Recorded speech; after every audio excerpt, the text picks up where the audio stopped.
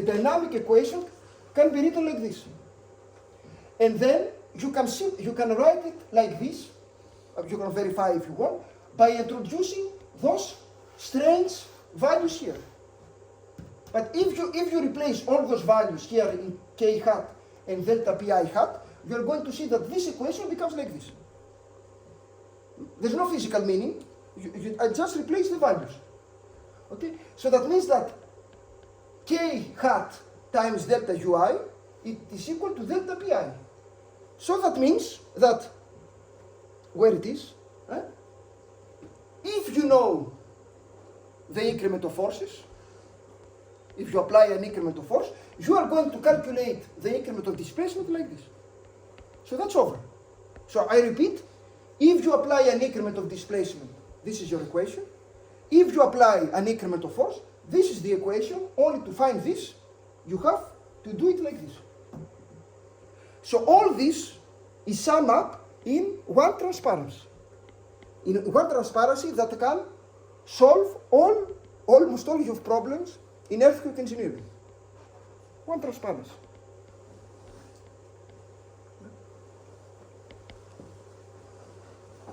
How this algorithm works? You are, like all the direct integration schemes, you have to do multiple steps. So the first thing that you have to do with the computer is to calculate those 5 parameters without entering inside the loop. So you say to the computer, calculate the accelerations at time 0 like this, choose a delta t, calculate the k hat, calculate this alpha, this beta, and then you start the loop. So you do a loop inside the computer, and you say for 1 to 100 loops, calculate the increment of forces, the increment of displacements, and then the increment of velocities, the increments of accelerations, and you go to the next step. It is extremely easy, like this. If you go to ChatGPT or to Mistral, which is the equivalent in France, Mistral AI, and you say, put me this in Python, you will get this. It's silly. Silly. I mean, Newmark, that was the first that he invented this, he was brilliant. But to apply this, it is extremely easy. You can give this transparency to a student in college. I mean, how we say that in the States? In your college is below high school. So you can give this to a guy in high school. He will implement this. It's 5 lines. But for you, what you have to understand is that with those 5 lines, you can solve in linear elasticity for whatever loading the equation of a simple oscillator. So you can have the displacements and the velocities as a function of time, and you can do your nice graphs, and you are very happy about it. So either you can use Fourier, either you can use Duhamel, either you can use Newmark.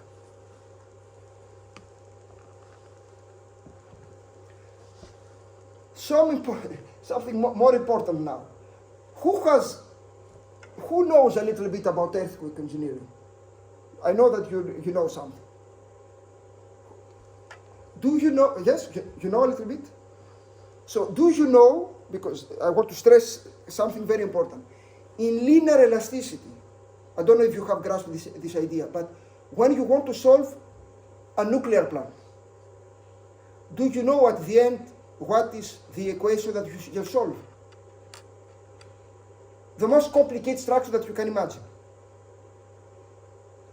We're going to see together, but if you have already done some courses, maybe you have grasped this thing, which is very important. Have you heard something which is called the modern superposition technique or the spectral method? So, what happens at the end?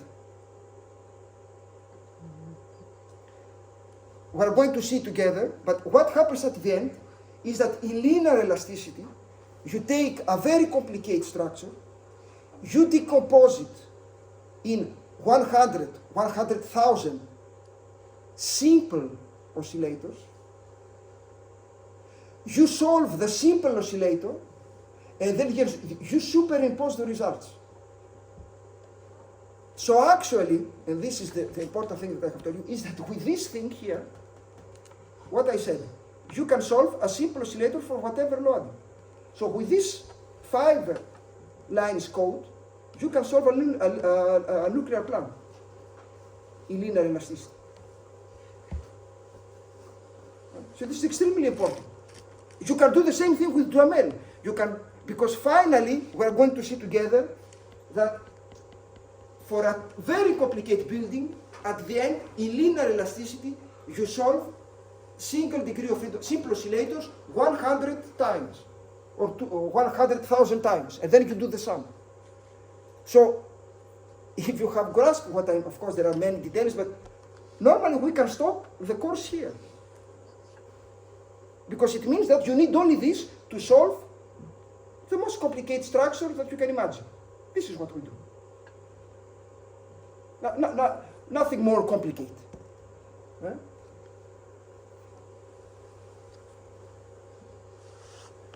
You don't believe me, but this is what they do in design offices. You are going to see. Now, I told you that this method has the great advantage that we can easily expand it for nonlinear mechanics. So, just to see if you have understood, why we can do it, because actually Newmark solved the equation of the simple oscillator without doing superposition of something, as Fourier or Duhamel. So, what will change in the algorithm if we are in nonlinear mechanics, in civil engineering? If you see this algorithm, what will change in this algorithm? What it means nonlinear calculations in civil engineering, most of the time. Of course, there are many nonlinearities, but for a structural engineering, most of the time it means what? Plasticity. Yes, what do you understand about plasticity? And stiffness changes. Stiffness changes. So actually, if you see this algorithm, what you have to change in this system? The mass, the stiffness, and the damping. Now, your initial answer is that stiffness changes. Why now you are discussing about mass or damping? You could also change. Yes, I agree, but still more simple. So in the more general case, I mean in the simplest case, the most usual ones, what changes in civil engineering? The stiffness is a constant, so if it's no longer constant. So it's not longer constant, the stiffness. Most of the times, the civil engineering mass stays the same. Now you have problems where mass does not stays the same. For example, you have to simulate an erosion problem. So if you have an erosion problem, the mass of the soil changes. But if your problem is a typical building on earthquake, we consider that the mass stays the same. Most of the times in civil engineering, we consider also, although of course it can be more advanced, that damping stays constant. So the usual case is that K changes. So if you look at the algorithm, what is going to change in the algorithm to apply it in nonlinear earthquake engineering? Does it no longer become like a scalar? Huh? Is it no longer going to No, become a scalar? when you are dealing with simple oscillators, all these are scalars. K is a function of U. So So you have to recalculate it in each time step. So the only, I mean, of course, the most important change is that the calculation number 3, K hat, you cannot put it outside of the loop, but you have to put it here. So you have to recalculate K hat at each time step. But if you have a way, and here is a little bit more complicated, but if you have a way to know how K changes with the displacement or with time, imagine, for example, that I give you an exercise where I tell you that K, the stiffness of your beam, changes as a function of the displacement. So I give you the function. Or changes as a function of time. Do a nonlinear calculation. It's very easy because you put this here and you recalculate k with the function that I gave you. And the nice thing is that it will work because Newmark never applied the superposition principle. So the method can be used in nonlinear dynamics. If you know how k changes, you can apply the method. Nice, no? In 5 lines. Of course, the difficult thing is to know how k changes. But imagine that I give you how k. You do an experiment, you take a beam, you apply a force, and you measure how k changes with time. And then you can plug it here. It will work. If you do this with Duhamel or Fourier, it will not work. I mean, you will get results that are wrong. Completely wrong. With Newmark, you will get results that are wrong, but very close to the real behavior.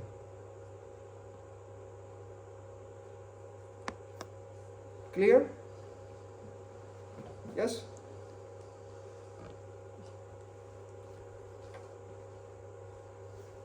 So if you have followed that I said, at this specific moment, normally you can solve a single degree of freedom system for whatever function P, for whatever loading. That can be a displacement control calculation or a force control calculation. And if furthermore I give you how K changes with time or with the displacement, you can do your first nonlinear dynamic calculation in a nice and easy way with this algorithm, thanks to Newmark. Okay? Now, let me, so now you know how to solve this equation, let me give you some results. And this is normally the result that you have seen in high school. What is this result? You have a single oscillator, and here you have the, this is what we call the dynamic coefficient amplification factor. So this guy here tells you what? If it is equal to 1, it tells you that the dynamic solution is equal to the static solution. If it is bigger than 1, it is higher. And if it is smaller than 1, which is strange for you if you see this for the first time, the dynamic solution can be smaller than the static solution. So this is the dynamic amplification factor in the vertical axis. In the horizontal axis, you have what is called the ratio, the frequency ratio. So what is the frequency ratio? Do you remember from high school? What is the resonance problem?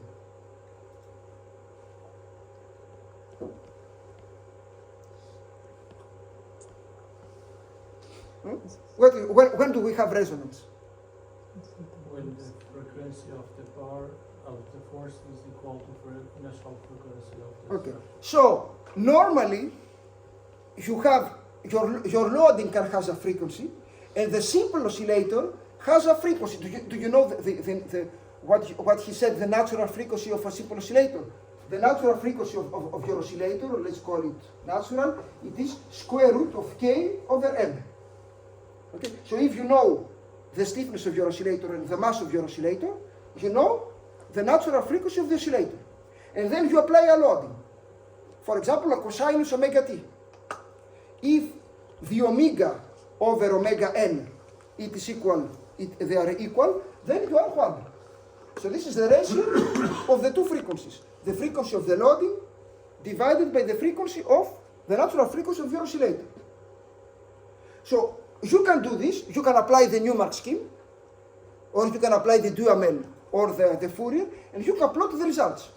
And then you can compare the result of the dynamic equation with the static. What is the static? K times U equals to P. This is the static. So you can compare the dynamic displacement versus the static. So here, what happens? It's quite, we learn many things with this graph. If omega over omega n is almost equal to 0, that means if the frequency of the loading is very small comparing to the natural frequency of your oscillator. Then the dynamic amplification factor is equal to 1. That means what? Dynamic is Dynamic is equal to static. to static. So actually, in other words, you don't need to do a dynamic calculation. But if you do a dynamic calculation, you are going normally to have the same results as the static. And this is something that you understand. If your loading has a frequency, an extremely small frequency comparing to what it is called the natural frequency of your oscillator, then you are not in dynamics. This is what it means. If omega is equal to omega n, then what you see from the graph? It's very large dynamic. You see that the dynamic calculation is many times more than the static calculation. And actually, if the damping value zeta here is equal to 0, you don't have damping, mathematically you are going to find that the dynamic displacement is infinite. So normally your oscillator will collapse. Okay? Now, why, let me ask a question, a strange question. Why in real buildings do not collapse? I mean, if you apply a loading that has the same frequency as your single degree of freedom oscillator, the building will not collapse. Here we see that it is infinite. Why the building does not collapse? Maybe there's dampening in other ways. First of all, there is always damping inside the building. Always. Damping is not 0. Second is that those are the mathematical solutions, the analytical one, are valid in linear elasticity. So in non-linear mechanics, what happens is that you have damage in concrete, plastification in steel, and those solutions are not anymore valid. So actually the dynamic displacement is bigger than the static, but not infinite. Can be 2 times, 3 times, 10 times, but it's not infinite. So this is why the building do not collapse. Not only you have damping always, but also you go out of elasticity after a certain value of displacement. Okay, so this is easy to understand, the 0 thing. This is something that you have seen in college, high school. Probably this you have not seen it. Here you see that if omega over omega n is very big, so if you apply a loading very fast, I mean with a frequency, very important frequency, much bigger than the natural frequency or the eigenfrequency of your oscillator, the dynamic displacement will be smaller than the static one. So maybe you're a little bit surprised. A dynamic calculation does not always give you a displacement bigger than the static calculation. If you are in this case here, the dynamic displacement will be smaller than the static one. And this is a classical way where we take profit of this situation is base isolation. If you isolate your building, so you put it on rollers or on something, you put it on dissipative foundations. I mean, you can introduce something there so that omega over omega n is very, very big. So the soil will move fast, so the earthquake is very fast, but nothing is transmitted on the building. So you are in this case. So you still don't need to do dynamic. In that case, you don't need to do dynamic calculation. In that case, or analysis. The static calculation. I mean, when you are going to do the design, you are going to see that it is the static calculation that will drive your design, not the dynamic. Because the dynamic, you have much smaller displacement. Because always you have to do static and dynamic. You cannot do only the dynamic or only the static. You have to do both. So in this case, it is the static calculation that will do, not the dynamic.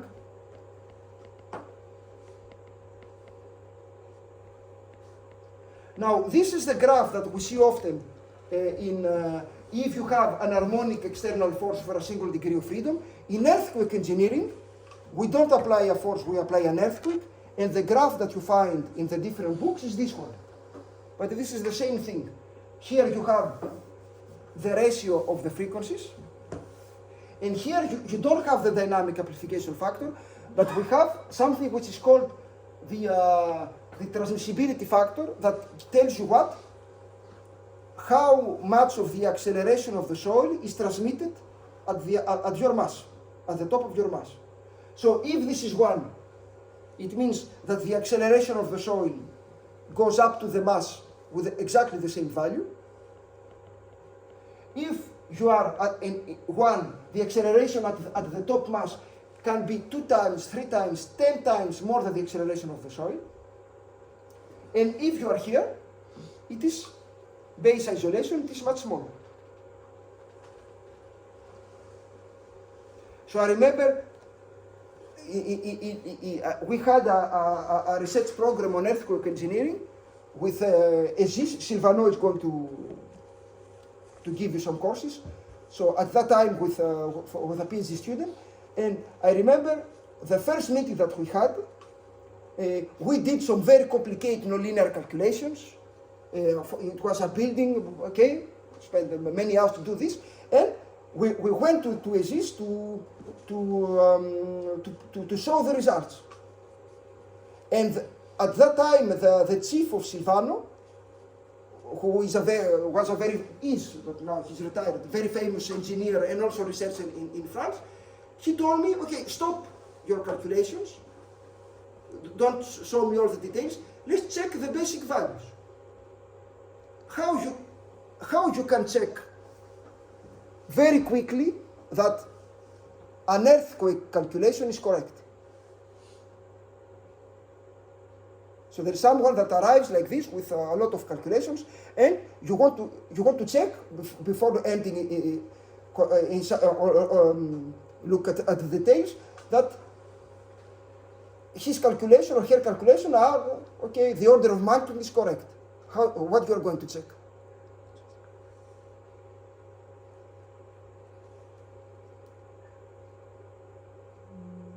The acceleration at the top that they calculate, or Yeah. Yes, but no one will give you the acceleration at the top in a design office. They will give you forces or displacements, not the accelerations. So what you have to check? The first thing that you have to check. The forces are correct. Yes, so be more precise. This is the idea, but what you can check. Huh? The load you apply, the load is the earthquake. So, okay. So you apply the load, you get the forces on a building. So what do you check? The first thing that you have to check to have an idea if your calculation is correct.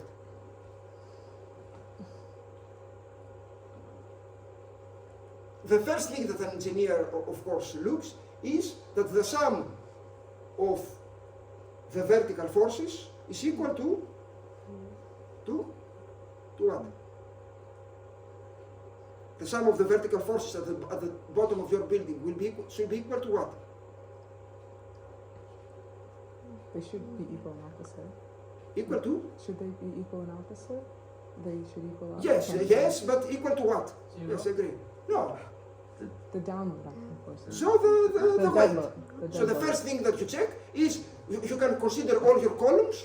You say to the computer, give me the axial forces, and then you check if the axial forces, the sum of the axial forces, is equal to what you suppose is the weight of your building.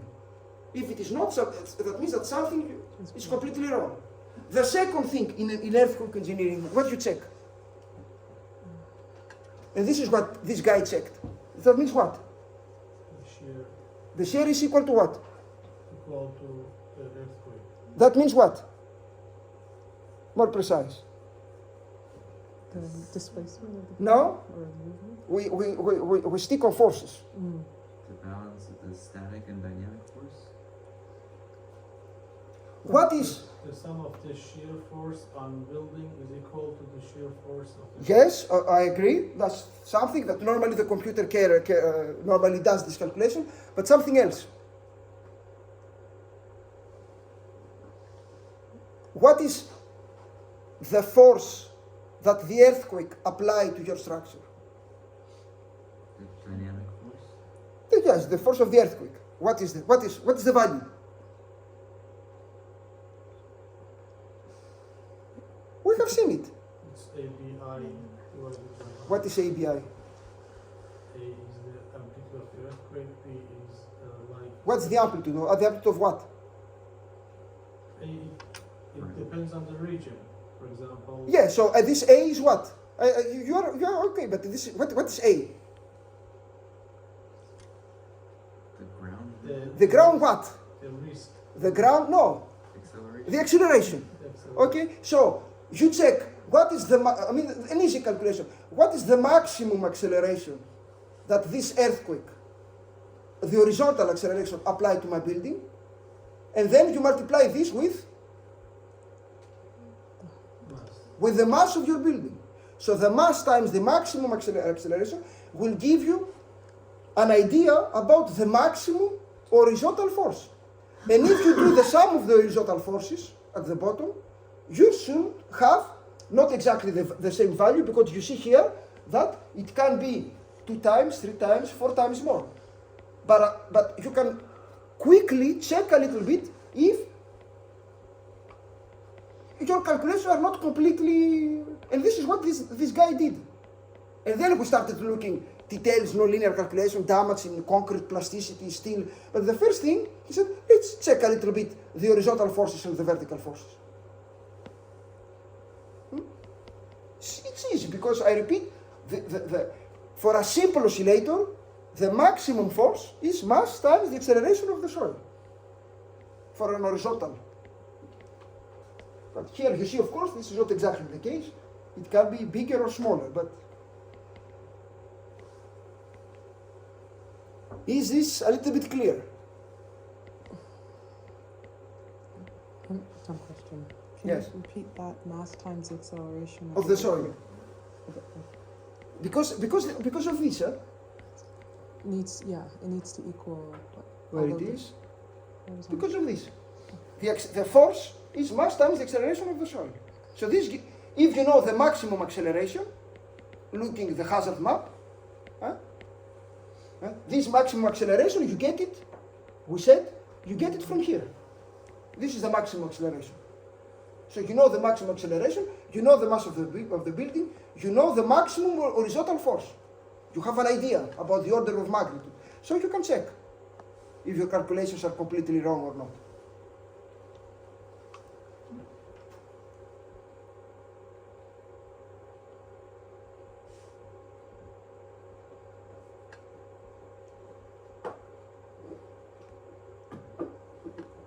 Now, let's start doing something a little bit more interesting. What happens if you have not 1, but 2 degrees of freedom, or 3 degrees of freedom, or 100,000 degrees of freedom? What is, if we follow the same idea, the starting point is to find what I have to show you. You just break it down into smaller systems. Yes, but this is there. I mean, if I follow the same logic as for a simple oscillator, the first thing is I have to show you the dynamic equation.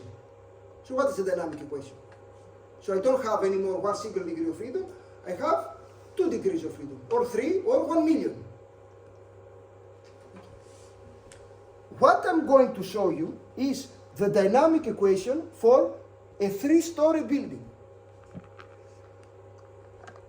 The equation that we're going to find is always valid. If you want to see the general proof of this, you can look at a book of vibrations. So the book of vibrations that I gave you at the beginning of Shehada, so that the vibrations in mechanical engineering, I don't remember what's the official name. So you can have the proof that actually was given by Lagrange.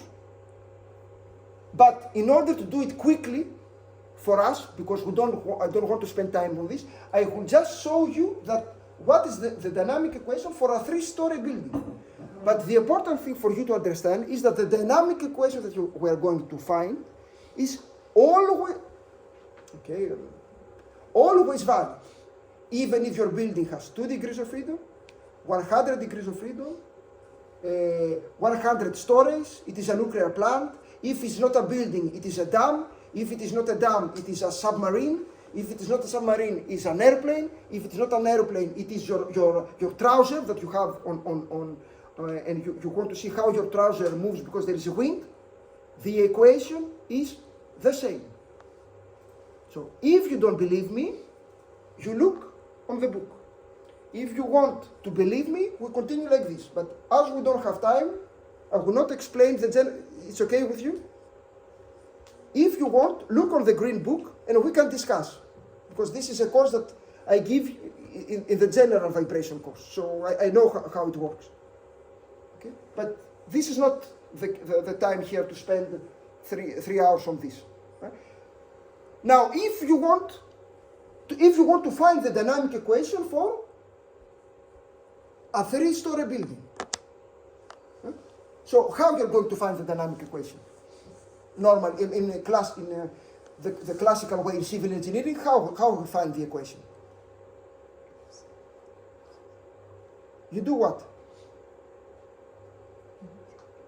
In order to find the equation of a problem. The force equilibrium. Now, in dynamics, there is not equilibrium. You're not in equilibrium. So you have to write the sum of the forces is equal to mass times the acceleration. Now, the general proof, if you look at the general proof, in order to do it, we don't do it with the sum of the forces because it is extremely complicated to add forces. We do it with scalars. In order to play with scalars, you have to play with energies. So you have to work on the kinetic energy, the potential energy, and you end up with what is called the Lagrange equations. But here, because it is simple, it is only a 3 degrees of freedom system. It is like this. It is like this problem here. I have 3 masses. This is first degree of freedom, second and third. We can do the sum of the forces. So if you do the sum of the forces, what we do classically in engineering, you do some cuts in the 3rd floor, 2nd floor, and 1st floor. You identify the forces, and you write the sum of the forces. Okay. So in each floor, what we are going to write? We're going to write that the sum of the maybe I was a little bit quick on this. In dynamics, either you write the sum of the forces is equal to mass times the acceleration, either we write what? Because I think that we have said that before. In dynamics, normally you write this. Okay? But sometimes people write the sum of the forces equal to 0. And they say that they are in dynamics. Do you remember what is why this is correct also? What is the difference between? Because they are not the same forces here. What happens? It includes the dynamic force? It includes the inertial forces. So actually, the engineer that writes this in dynamics, actually, it's silly, I mean, it seems silly, it writes this. So all the forces are the classical forces minus the inertial forces. So it's the same thing. So here, what are the forces? If you look at the top, you have the P3 as a function of time, so the external force that you apply on the 3rd floor. Here you have the static force, or the force due to the stiffness, and here you have the inertial forces. So I can write the sum of the forces equal to 0. Okay. So on each floor, you have the inertial forces plus the static forces equal to the external forces. Clear? Yes? So now the only thing that we have to see is, is to identify all the stem.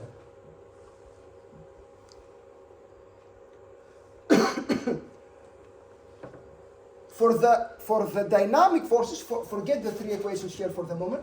For the inertial forces, this is easy. The inertial forces on the first floor is the mass of the first floor times the acceleration of the first floor. The inertial forces of the second floor is the mass of the second floor Let's see. times the acceleration of the second floor. And the inertial forces of the third floor is the mass of the third floor times the inertial forces of the third floor. Clear? Now, what about the static forces? This is where it starts to be a little bit more complicated. You see here that the third floor, you have two columns that goes from the top to the bottom. In the second floor, you have four columns. Two that goes from the bottom to the top, and two that goes to the bottom, from top to the bottom. So here you will have a change of sign, because they change the direction. The same thing for the first floor. Now let me see if you have grasped this thing. Imagine that you have a frame like this. You apply here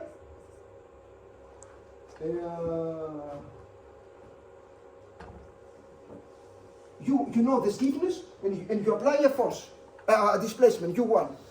What is the horizontal force here of the frame? If you know the horizontal stiffness and the displacement. The force here F will be equal to what? In statics. Minus U1 over 2. Minus K U1 over 2. K times U1. U1. Clear? Clear or not? It's clear, this thing? Now, if you have your floor is between the first floor, so you look at the second floor. And if I give you U2 and U1, what is the shear force here at the bottom, if you know K? Relative displacement. Huh? Relative displacement. The relative displacement. So you're going to write what? K times what? U2 minus U1. So the important thing in statics is what we call the interstory displacement. So normally, this is the same thing here, only that you write Ku1 minus 0. Clear? So this is what is written here. So you write, look, start with the third floor. The third floor, which is the easiest. The third floor, we have so this is I from inferior, S from superior. So we don't have any superior columns. You have only this thing here. And this is K3, U3 minus U2. Clear? So at the third floor, here, K3 times U3 minus U2 gives you the static forces. On the second floor, we said that we have four columns. So you have the columns that are inferior and the columns that goes up, superior. So here you're going to write Q2, U2 minus U1. Okay? And here you're going to write K3 minus U3 minus U2, because you have a change of sign. So this is why I write K3, U2 minus U3. And in the first floor, again, you have K1 times U1 minus 0 plus K2 minus U2 minus U1. So you get U1 minus U2. So this is how you play with the forces. So parenthesis, if you start understanding that even this simple example with 3 floors starts to become a little bit tricky when you do the sum of the forces. This is why you can, it's not possible to find the general form of the equation playing with forces. This is why Lagrange did it with energies. Because when you play with energies, you play with scalars. When you play with forces, you play with vectors. But in this case, we can do it if you consider only a 3 degrees of freedom system. So, now that we have identified all those terms, if you put them here, you are going to find those 3 equations. So I just replace all those terms in the equations here. Yes? You have a question or no? So I just replace those things here, in here, and you can do it and you're going to see that you get this thing. But this system of equations, I can put them in a matrix form. And the matrix form will be the following. A first matrix that I call the mass matrix times a vector that contains the acceleration plus another matrix that I'm going to call stiffness matrix times a vector that contains the displacements is equal to a vector that contains the forces. And generally speaking, and this is what you have to believe me, or if you look at the book of Zehada, normally the dynamic equation, when you study linear vibrations around an equilibrium configuration, but this is what we do in earthquake engineering, you end up with this formula. Something that you call a mass matrix times a vector that contains the acceleration plus a stiffness matrix times a vector that contains the displacement. We add also the damping matrix plus the velocities. It's equal to a force.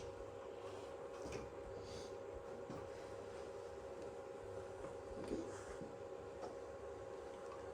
And this is, so the general case is like this, for us, for earthquake engineering. You have to add the velocities times the damping matrix.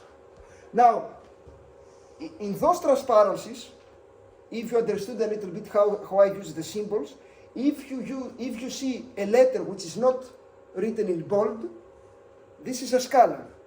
If you see a small letter written in bold with one line at the bottom, it's a vector. And if you see a big letter, capital letter, with 2 lines, this is a matrix. So you have a mass matrix times the vector that contains the accelerations, plus a damping matrix times the vector that contains the velocities, plus the stiffness matrix, vector that contains the displacements, is equal to a force.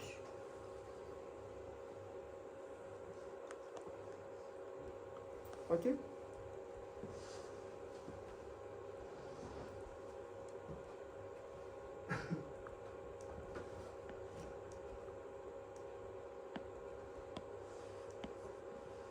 Now, if you look this example of the 3-story building, it is written also here, but we can see directly from this equation. This system of equation is a system where the equations are coupled. So what does it mean? And why you can directly understand by looking at this transparency that the equations are coupled. What does it mean that we have a system of equations that are coupled?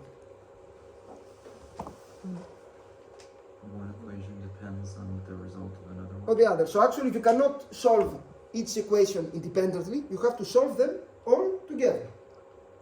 So if you look at those matrices here, how can you understand that those equations are coupled? The matrix is not diagonal.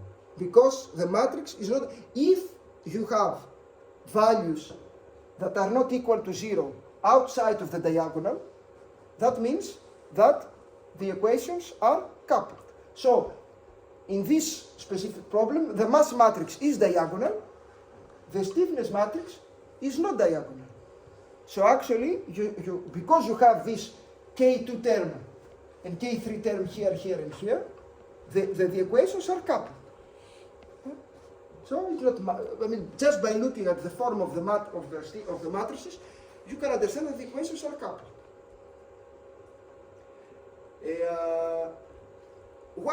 Now, the mass matrix, you see here that it is diagonal. This is not always the case. So when you do a finite element calculation and you say to the computer, give me the mass matrix of my building, you are going to see that the mass matrix is not diagonal. This is because it's simplified. Let me start with this. Let me see if you know this. Before going to how to solve this equation. But I think that we have already said this, no? What is the physical meaning of K1? We have, so how you find K1? If you, we said, if you have this problem, this is 1, this is 2. So for this problem, your K matrix will be K1, K2, K2, minus K2, minus K2, and K2. Let's say. Okay. So what is the physical meaning of K1? We said. You should apply unit displacement. A unit displacement at 2. Sorry, at 1, and you are going to find what is the horizontal force at 1. So here, the physical meaning of all those terms are static forces for unit displacements. And here, the physical meaning of those terms are Dynamic forces, inertial forces for unit mass. unit, Mass. no? If you apply unit accelerations. And the C matrix are viscous forces if you apply correctly unit velocity. Okay. What other thing, if you look at the damping matrix, also the mass matrix, but what do you understand about the form? There's something else that, if you look carefully, for this specific problem. Would you please repeat your question? The question is, if you look at the form of the stiffness matrix, okay, we see that it's not diagonal, okay, but it has another property, which is interesting. Symmetry. It is symmetric, and also another property, which is more difficult to see if you don't know. The stiffness matrix and the mass matrix, if you look at the Green Book, you are going to see that for linear vibrations under an equilibrium, around an equilibrium configuration position, we can do a mathematical proof that the stiffness matrix and the mass matrix are first symmetric, and second, what we call definite positive. Definite positive means that the values inside the diagonal, so on the diagonal, could not be 0. It could not be, because it is strict, it could not be negative. So actually you can have only positive values on the diagonal. And you see it here, K1 plus K2, K2 plus K3, K3. Those are real positive values. So if in the exam you have an exercise and you find a stiffness matrix which is not symmetric, this is an error. If you find in the diagonal a value equal to -4, this is an error. You have to find symmetric mass matrix and stiffness matrix and real values, positive values, on the diagonal. Now, again, when I see a paper, I mean in the exam, an exercise, and I have a student that finds -1 in the diagonal and continues the problem, as I said, the result for me will be 0 in this question. If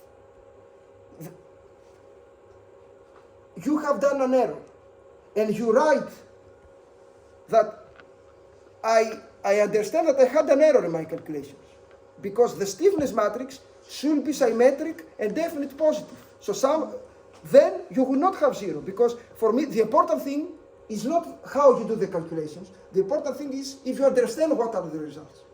This is what's important for me. Not to write that 4 plus 3 equals to 7. I don't care about this. I want for you to be able that 7 is correct or it's not correct. Once I have a student that wrote that after the earthquake, the displacement was 1 kilometer. And he didn't write that, okay, something wrong in my, no. Yes, okay, it is 1 kilometer. Come on. Well, I understand that everyone can do errors, but do not sign a paper where you say that the building moves 1 kilometer. No.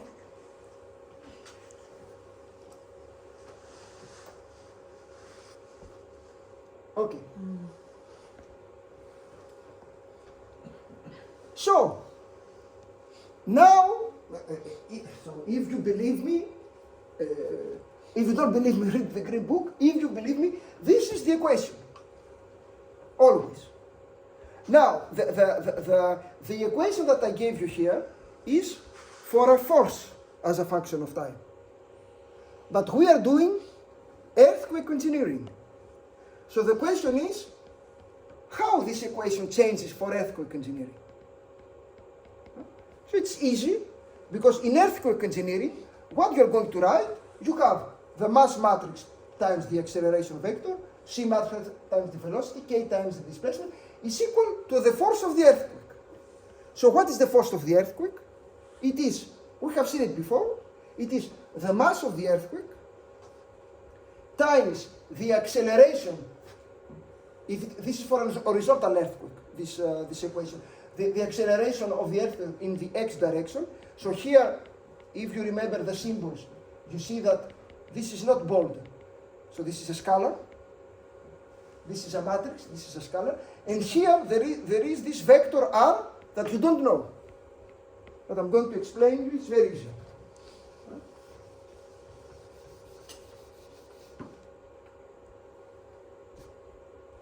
But you have to understand that this equation is always the same. Now, the loading is not P, it is the acceleration of the soil. So you write it like this, if it is an horizontal earth. What is R? R is a vector which is very easy. So this R vector, the dimension of the vector is equal to the dimensions of your model. So if you have a 3 degrees of freedom system, then you will have 3 components. If you have 10,000 degrees of freedom, you will have 10,000 values. And what are the values? Very easy. There are either 1, either 0. How you choose if they are 1 and 0? It's very, you look at your degrees of freedom. So in this case, you have 2 horizontal degrees of freedom. And you look on the directions of the earthquake. If the direction of the earthquake is the same with the degree of freedom, then you put 1. So here I have a 2 degrees of freedom model with horizontal degrees of freedom, an horizontal earthquake. So here I will put, what will be the values? 1 and 1. If your model was like this, the computer will, so if this is the 1, if it is the 2, the computer will put 1 and 0. So this is the idea. You apply the force only in the direction of your earthquake. The horizontal earthquake that do not produce moments. I have a dumb question. When you say horizontal forces for the earthquake, and you say horizontal earthquake, can there ever be a vertical earthquake? It's a very good question. Normally, the earthquake is not horizontal. The earthquake arrives as it's a vector, whatever direction. You have many components. So what we do, normally you take this vector, the seismologists is what they do, and they project it on the different axes. So they can give you the horizontal direction of the earthquake like this, the horizontal direction of the earthquake like this, the vertical component of the earthquake like this. They can give you the rotational component of the earthquake. So you can have a lot of components for the same earthquake. You don't have only X direction.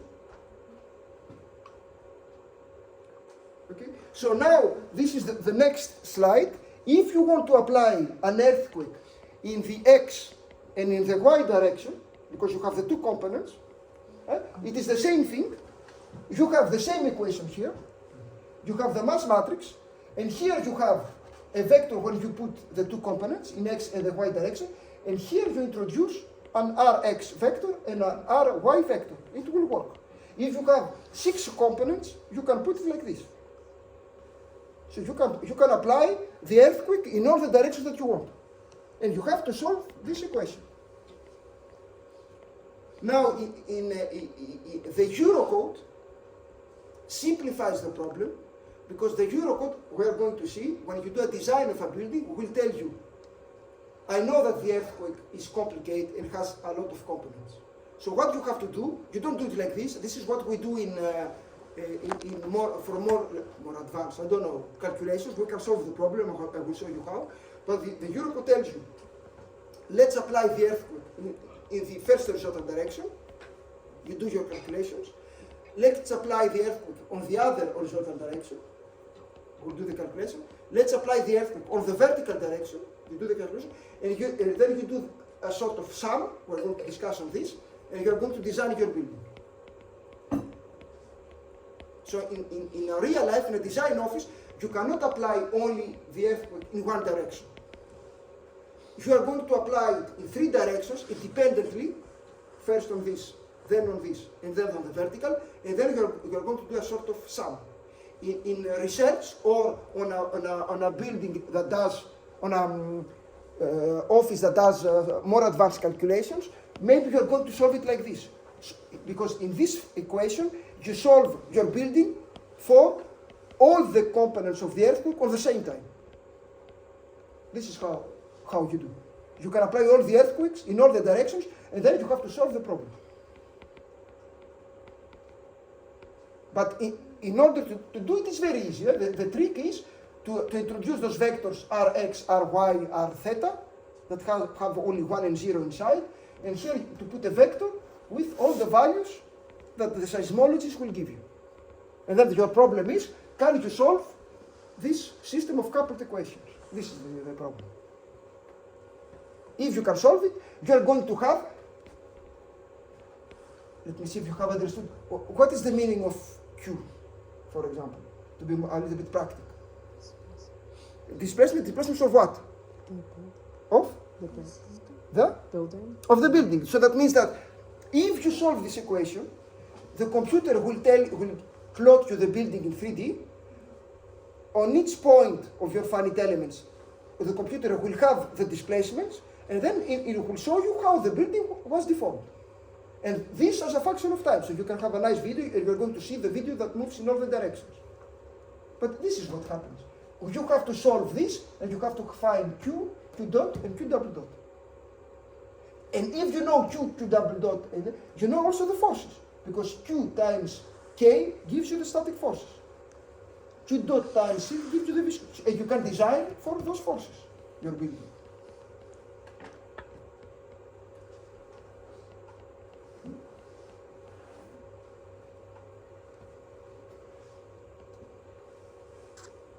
Is it a little bit clear?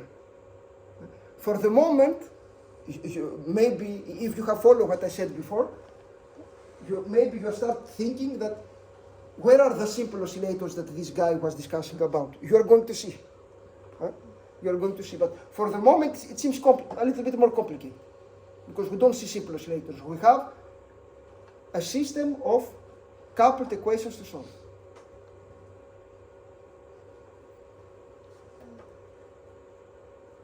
Now, how we solve the problem? You are going to see that the method to solve a system of n coupled equations are 3. Okay, let's say the 3 most important. The most important, the most important method in earthquake engineering is what is called the modal response spectrum analysis. That probably, if you have worked in a design office, this is the method that you have used. In order to understand the modal response spectrum analysis, however, I have to explain you the modal superposition technique. Because the model response spectrum analysis is based on the first approach. So we're going to discuss about the model superposition technique. Then we're going to specify it as a model response spectrum analysis. And then, as always, I told you also for the 1 degree of freedom system, you have also the direct time integration schemes of Newman that are the two equations that I showed you before, only that are written in a matrix form.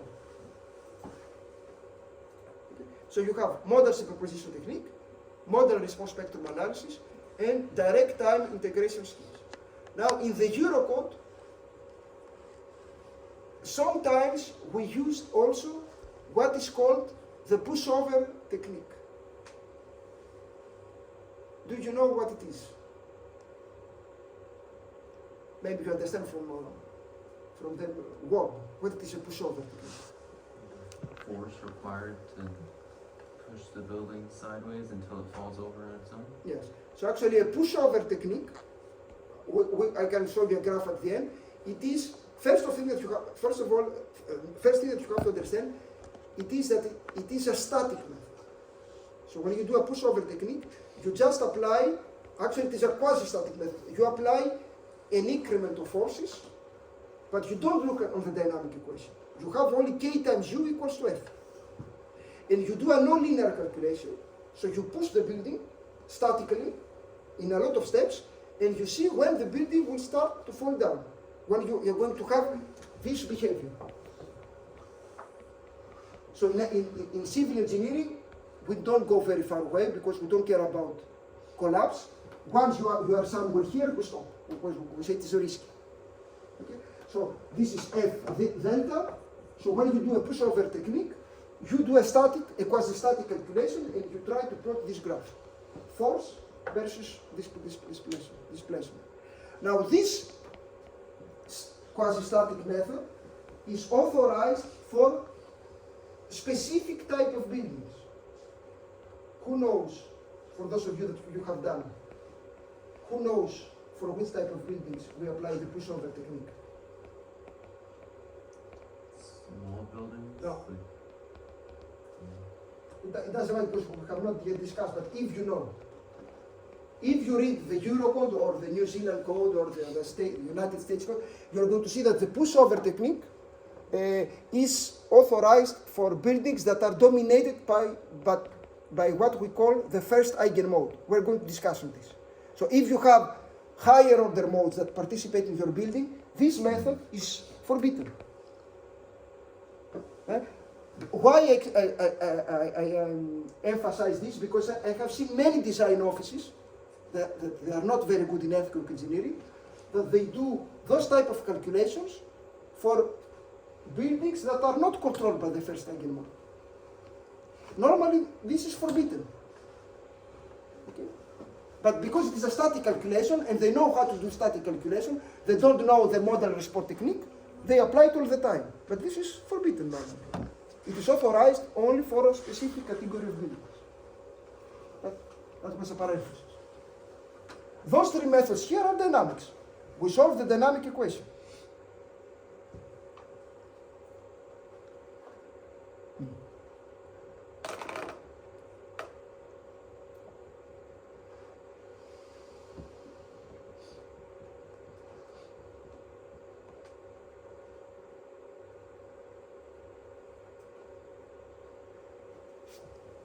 Let's start a little bit, but I will not have the time to continue much more. But when you read the first two methods, the word that comes out is model. That means that the first thing that I have to do is to introduce you what are the eigenmodes of a building, because you have to calculate what they are called the eigenmodes in order to apply the model superposition technique or the model response spectrum analysis. So, do you know what are the eigenmodes? like the shape the building takes when it is in free vibration. first one is just, and then the second one is like an S. Yes. How can you, for those of you that you know, how you can understand the eigenmodes?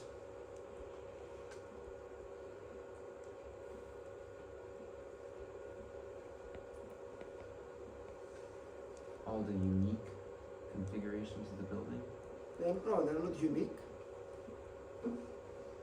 There are many ways.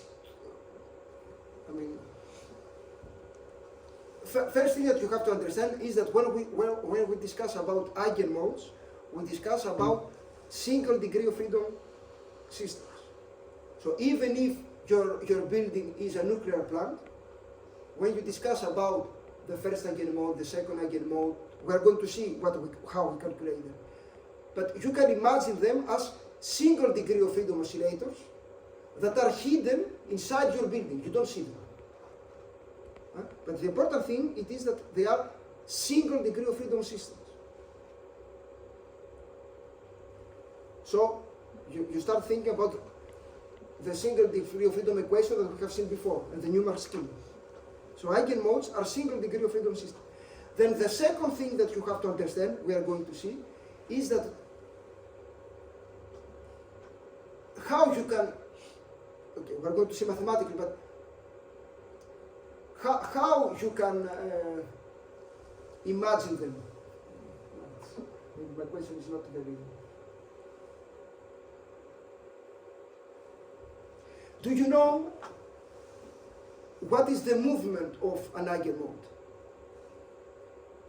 How an eigenmode, this single degree of freedom system moves. What we are going to see is that each eigenmode, so you have a building, you are going to calculate those hidden single degree of freedom system inside, and if you want to see how they move, you are going to see that those eigenmode do an harmonic movement with a given frequency that we call the eigenfrequency. So for example, you have, as you said, an eigenmode that does, each form is like this, that does this movement all the time, with a given frequency omega that we're going to calculate. You have another eigenmode that can be like this. And this eigenmode will do this harmonic movement all the time, with a given frequency. So all those eigenmodes, we don't see them. They are inside the building. Okay? And the other important thing is that they depend only on the properties of your building. So this is very important. They do not depend on the loading. So when in a design office you are going to do a modal analysis, that means calculate all those simple oscillators, you are going to see that those simple oscillators depend only on the stiffness matrix and mass matrix of your building, not on the loading. So the classical error for someone that starts working on a design office is you tell him or her, do a model analysis, and the first question is, give me the earthquake. There's no earthquake. The eigenmodes are belongs to the building. They do not depend on the earthquake. They are dynamic characteristics of your building that you have to calculate. In French, we call them mode propre. Propre means propre au bâtiment. That means that they belong on the building. In English, we say eigenmodes, but I don't know what it means eigen. What it means eigen? You don't know?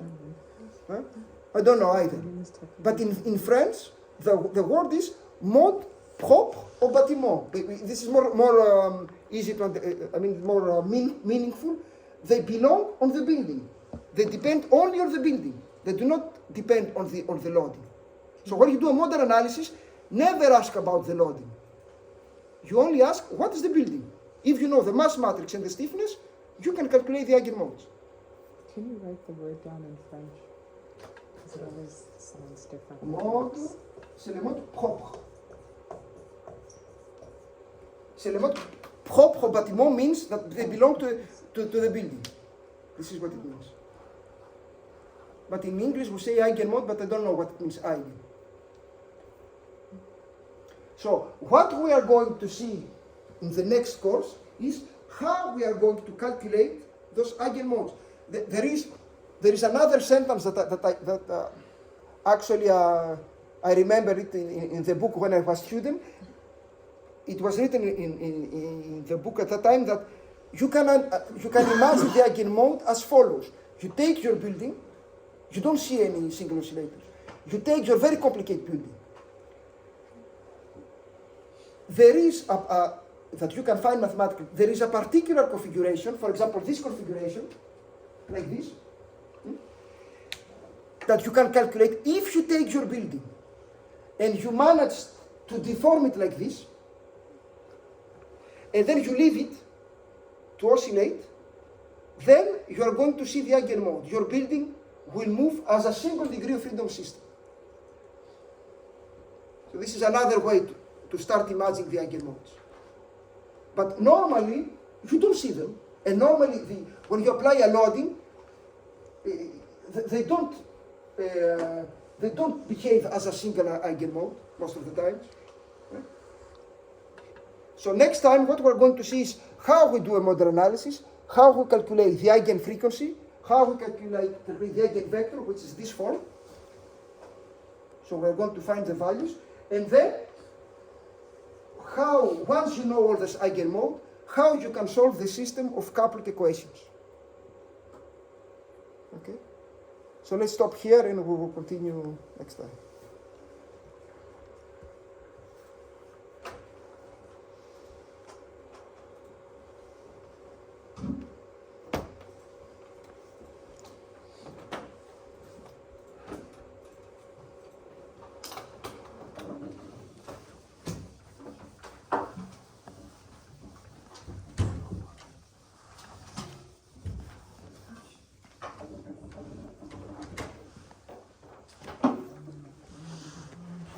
Maybe next time you prefer me to do some exercise, or you want me to continue like this? Exercises? That would be nice, yeah. So next time we're going to do...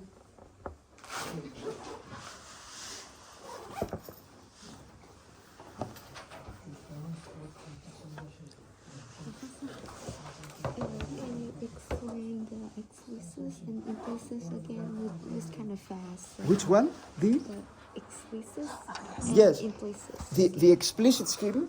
Imagine that you have a numerical scheme where this is time step I, and you want to go to I plus 1.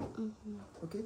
So if in order from here to go to that step, the only thing that you need are values that are here, so at I, this is explicit. If to go there, you need some values that are here, and one value that is there that you don't know, this is implicit. Oh, it's implicits. It's like you need a value. You need a value which is there, and explicit, you only need values that you know that are here. This is the difference. This is explicit, this is implicit. Thank you. You got to it faster. Those are the new data I was trying to get back to. When you only need the value from the first step.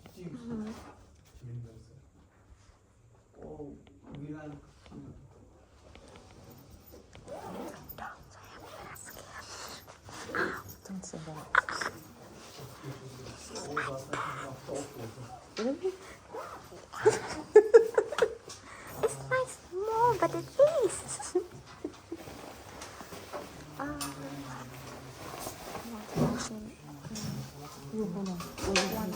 Yeah, please. I have one more Yes? question. Sorry, Professor. You said if E is equal to 1 is dynamic, equal to static, and Yes. basis you said if the frequency over the natural frequency is going to 0, then it's not dynamic. No, what I said, if it is omega over omega n, it is 0. If this, so you are here. So here, this is 1. So that means that the dynamic calculation and the static will give you exactly the same thing. So actually it is not dynamic, it is static. This is what it means.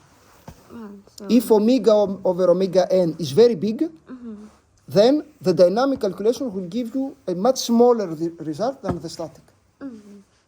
You're correct. Okay? Yeah. Okay, so So if it's equal to 1 and it's also, if it's very big, then it is, then you don't need to do the dynamic calculation, is what you're saying. If you're here, this is equal to- static. Yeah, equal to 1, but also here. Here, actually, the dynamic calculation will give you much less displacement than the static. Okay, so it's not static. It's not but static. But the static analysis would be better to use.